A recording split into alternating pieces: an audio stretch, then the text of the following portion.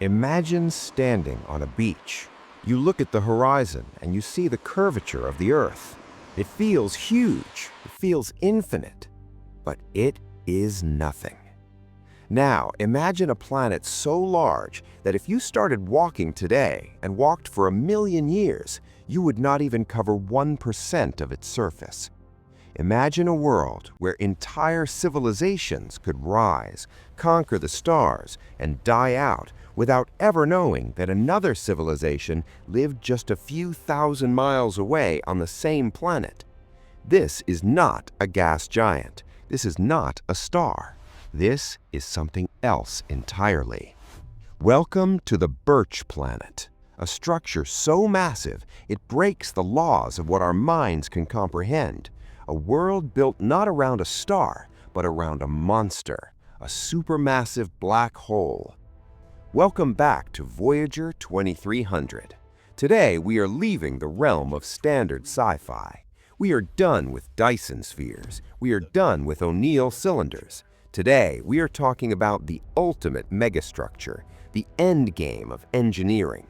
We call it a supramundane planet, or more commonly a Birch world, named after the British astrophysicist Paul Birch, who first proposed the concept.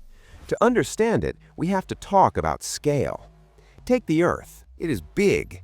Now, take Jupiter. You could fit 1,300 Earths inside Jupiter. Now, take the Sun. You could fit 1,000 Jupiters inside the Sun. But a Birch planet? A Birch planet makes the Sun look like a grain of sand. A Birch planet is a shell built around a supermassive black hole, like Sagittarius A star at the center of our galaxy. The radius of this planet would be roughly 1 light year. Let that sink in. A planet with a radius of 1 light year. If you stood on the surface, gravity would feel normal. The sky would look normal. But the surface area of this single world would be greater than the surface area of every planet in every star system in the entire Milky Way galaxy combined. So how do you build a floor over a bottomless pit? The physics of a Birch planet are terrifying. If you just built a shell around a black hole, gravity would crush it instantly. The structure would crumple like tin foil and be sucked into the singularity. To stop this, we don't use pillars, we use movement. The entire crust of the Birch planet is not a solid rock. It is a series of orbital rings spinning rapidly around the black hole. The centrifugal force of the spin counteracts the immense gravity of the black hole. It is a delicate dance. Spin too fast and the planet flies apart. Spin too slow and everyone falls into the event horizon. But if a civilization can master this balance, they gain a prize worth more than gold. They gain gravity. On a Birch planet, you can terraform the surface just like Earth. You can have oceans, mountains, and forests. But the source of gravity isn't the rock beneath your feet. It is the monster lurking thousands of miles below the crust. Let's talk about living there, because life on a Birch planet would be strange. First, there's the sky. There is no sun orbiting this planet. The planet is too big. Instead, the sun would likely be a series of artificial stars or mirrors reflecting the light from the accretion disk of the black hole itself. Day and night would be programmed. The weather would be engineered. But the most terrifying thing is the horizon. On Earth, the horizon drops away because the planet is small. On a Birch planet, the world is so flat relative to your size that the horizon would effectively never drop. If the atmosphere was clear enough, you could look up and see the landscape curving upward, stretching into the sky, forming a vast ceiling above you. You would be living inside a hollow sphere the size of a solar system. And then there is the isolation. Because the surface area is so vast, you could have a medieval civilization living in one sector and a hyper-advanced AI civilization living in another, and they might be separated by a distance greater than the gap between Earth and Mars. You could spend your entire life exploring this world and never meet another soul. It is a lonely infinity. But there is a darker side to the Birch planet. We have to talk about time. We know from Einstein's theory of relativity that gravity affects time. The stronger the gravity, the slower time moves.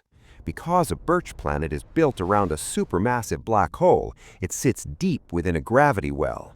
If you live on the surface of a Birch Planet, time moves slower for you than it does for the rest of the universe. For every year that passes for you, 10 years might pass for a civilization living outside the megastructure. This makes the Birch Planet a time capsule. It is a way to travel to the future. You could live a normal life of 80 years on the surface, but when you die, centuries have passed in the rest of the galaxy. Civilizations on a Birch Planet would watch the universe age in fast forward. They would see stars burn out and die. They would see galaxies collide. They would be the slow, silent observers of the end of time. So why build it? Why go to the trouble of harvesting entire solar systems of material, dismantling moons and asteroids, just to build one giant shell? Because of efficiency. A Type 2 civilization harnesses the energy of a star, but stars are wasteful. They burn out, they explode, they are unstable. A black hole is eternal. A black hole is the only engine in the universe. By throwing matter into the accretion disk, you can convert mass into energy with almost perfect efficiency. A civilization that builds a Birch Planet doesn't need to conquer the galaxy. They don't need faster-than-light travel. They don't need to fight wars for territory. They have all the territory they will ever need, right there in one place. One world with enough living space for 1 trillion humans. It is the ultimate sanctuary, a fortress that can last until the heat death of the universe. When we look up at the night sky, we look for Earth-like planets. We look for little blue marbles orbiting yellow stars. But perhaps the most advanced life in the universe isn't living on a marble.